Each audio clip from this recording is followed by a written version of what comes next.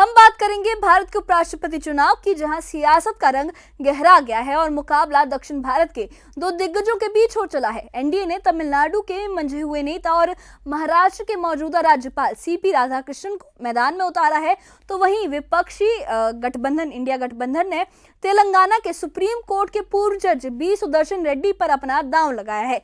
ये चुनाव सिर्फ एक पद के लिए नहीं, बल्कि सियासी ताकत और क्षेत्रीय गौरव की जंग भी बन गया है। पीएम मोदी ने राधाकृष्णन के लिए सर्वसम्मति की अपील की, तो विपक्ष ने जवाबी हमला बोलते हुए रेड्डी को एक निष्पक्ष और संवैधानिक चेहरा बताया। आइए इस खास रिपोर्ट में हम आपको ले चलते हैं सियासी रण के पूरे मंजर में, दोनों उम्मीदवारों की दास्तान और उस बयानबाजी की ओर जहां इस चुनाव को और भी रोमांचक बनाया जा रहा है।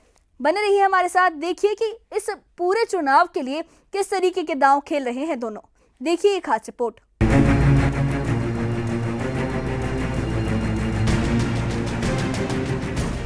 उपराष्ट्रपति चुनाव की सरगर्मियां बढ़ गई हैं, जहां एनडीए और विपक्ष ने दक्षिण भारत से अपने उम्मीदवार चुनकर सियासी चाल चली है। विपक्ष ने तेलंगाना के पी सुदर्शन रेड्डी को उम्मीदवार बनाया, जबकि एनडीए पहले ही तमिलनाडु के सीपी राधाकृष्णन का नाम आगे कर चुका था।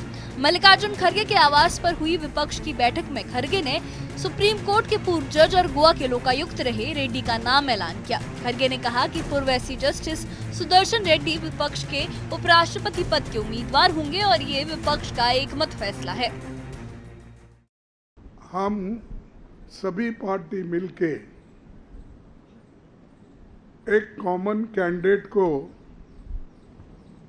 इस वाइस प्रेसिडेंट इलेक्शन में खड़ा करने का निर्णय लिया है और वो निर्णय यूनानिमसली हमने किया है। मुझे खुशी होती है कि सभी अपोजिशन पार्टी एक होकर एक नाम पे अगर मिल के लड़ने के लिए तैयार है, तो ये बहुत बड़ा अचीवमेंट डेमोक्रेसी का और लोकतंत्र का है। क्योंकि जब कभी भी लोकतंत्र और संविधान खतरे में होता है, तो अपोजिशन के लोग एक होकर अन्याय के खिलाफ लड़ते हैं। तो इसीलिए हमने ये तय कर दिया है कि इस इलेक्शन में एक अच्छे उम्मीदवार को, एक अच्छे कानूनदा आदमी को और एक अच्छे स्वभाव के जो उम्मीदवार है उसको हम खड़ा करने जा रहे हैं। अब आपको बताते हैं कि बी सुदर्शन रेड्डी हैं कौन। 8 जुलाई 1946 को तेलंगाना के रंगारेड्डी में जन्मे रेड्डी ने 1971 में उस्मानिया विश्वविद्यालय से कानून की डिग्री ली और हैदराबाद से वकील बने। 1988 में आंध्र प्रदेश हाई कोर्ट में सरकारी वकील बने। 1990 में केंद्र सरकार के अतिरिक्त स्थायी वकील बने। 1993 से 1994 में आंध्र प्रदेश हाई कोर्ट अधिवक्ता संघ के अध्यक्ष रहे और उस्मानिया यूनिवर्सिटी के कानूनी सलाहकार भी बने। 1995 में आंध्र प्रदेश हाई कोर्ट के जज नियुक्त हुए। दिसंबर 2005 में गुवाहाटी हाई कोर्ट के मुख्य न्यायाधीश, जनवरी 2007 में सुप्रीम कोर्ट जज और जुलाई 2011 में रिटायर हुए। मार्च 2013 में गोवा के लोकायुक्त बने। एनडीए की तरफ से सीपी राधाकृष्णन को उम्मीदवार बनाया गया है। दिल्ली में एनडीए संसदीय दल की बैठक में पीएम मोदी ने उन्हें सांसदों से मिलवाया और कहा कि राधाकृष्णन से उनकी 40 साल पुरानी दोस्ती है। हम दोनों तब से दोस्त हैं जब हमारे बाल काले थे। पीएम ने विपक्ष से अपील की कि उपराष्ट्रपति चुनाव में सर्वसम्मति से राधाकृष्णन का समर्थन करें। हालांकि विपक्ष ने अपना उम्मीदवार उतार दिया। 20 अगस्त को सुबह 11 बजे राधाकृष्णन नामांकन दाखिल करेंगे 4 सेट में, जहां पीएम मोदी पहले सेट में प्रस्तावक होंगे। गृह मंत्री, रक्षा मंत्री और एनडीए नेता भी साथ रहेंगे। हर सेट पर 20 प्रस्तावक और 20 अनुमोदक सांसदों के हस्ताक्षर होंगे। केंद्रीय मंत्री किरण रिजिजू ने कहा कि सीपी राधाकृष्णन ने एनडीए के सदन नेताओं से मुलाकात की। कल की बैठक में उनका परिचय होगा और सभी को गर्व है कि उनकी उम्मीदवारी को पूरे एनडीए ने स्वीकार किया है। किरण रिजिजू ने कहा कि हमें उम्मीद है कि सभी दल उनके नाम का समर्थन करेंगे। राजनीतिक पूर्वाग्रहों से ऊपर उठना होगा। राजनाथ सिंह विपक्ष से फिर बात करेंगे। वहीं बीजेपी सांसद गुलाम अली खटाना ने विपक्ष के उम्मीदवार उतारने को फ्रस्ट्रेशन बताया।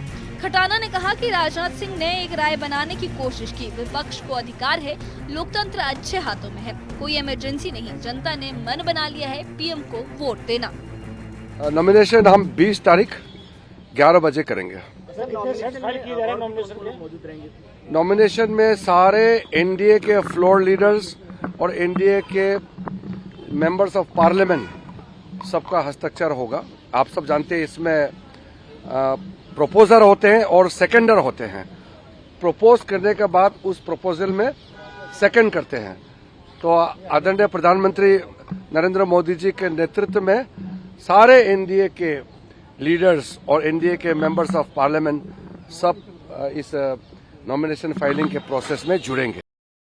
नहीं, ये कोई लड़ाई नहीं है। लोकतंत्र जो है वो अच्छे हाथों में है। कॉन्स्टिट्यूशन हर पिलर मजबूत हो रहा है। वो कॉन्स्टिट्यूशन के नीचे ही सभी पिलर डेमोक्रेसी के काम कर रहे हैं। कहीं किसी प्रेस को पैसे नहीं लग रहे, कहीं एग्जीक्यूटिव मशीनरी को इस्तेमाल नहीं किया जा रहा, कहीं इमरजेंसी नहीं लगाई गई। कॉन्स्टिट्यूशन ही बचाया जा रहा है। अलबत्ता जम्मू कश्मीर के मुख्यमंत्री उमर अब्दुल्ला ने चुनाव पर सवाल उठाते हुए कहा कि चुनाव होंगे, लेकिन हम समझ नहीं पाए कि चुनाव हम पर क्यों थोपे गए। जगदीप धनखड़ ने अचानक इस्तीफा क्यों दिया और कहां चले गए। पद छोड़ने के बाद नजर नहीं आए। जहां तक राष्ट्रपति चुनाव का सवाल है, इंडिया गठबंधन के उम्मीदवार को जीतना चाहिए। इलेक्शन होगा और चलिए, पहले तो अभी तक तो हम समझ नहीं पाए कि ये इलेक्शन हमारे ऊपर ठोसा क्यों गया। इतनी जल्दी अचानक वो वाइस प्रेसिडेंट धनखड़ साहब छोड़ के गए, और गए कहाँ? जिस दिन से छोड़ा उस दिन से नज़र नहीं आए। मैं तो क्योंकि उनके साथ थोड़ा सा मिल बैठने का मुझे मौका मिला, मैं तो ऊपर वाले से दुआ करूंगा कि वो सेहतमंद रहे, ठीक रहे। जहाँ तक इलेक्शन का सवाल है, इंडिया ब्लॉक का उम्मीदवार जो है वो जीत जाना चाहिए। उपराष्ट्रपति चुनाव में एनडीए और विपक्ष के बीच मुकाबला तय हो गया है। जहां दक्षिण भारत से दोनों उम्मीदवारों को चुनकर सियासी संतुलन बनाने की कोशिश की गई। नामांकन कल होगा, लेकिन नेताओं की बयानबाजी से ये साफ है कि चुनाव सर्वसम्मति से नहीं बल्कि वोटिंग से होगा, जिससे राजनीतिक माहौल और गरमाएगा।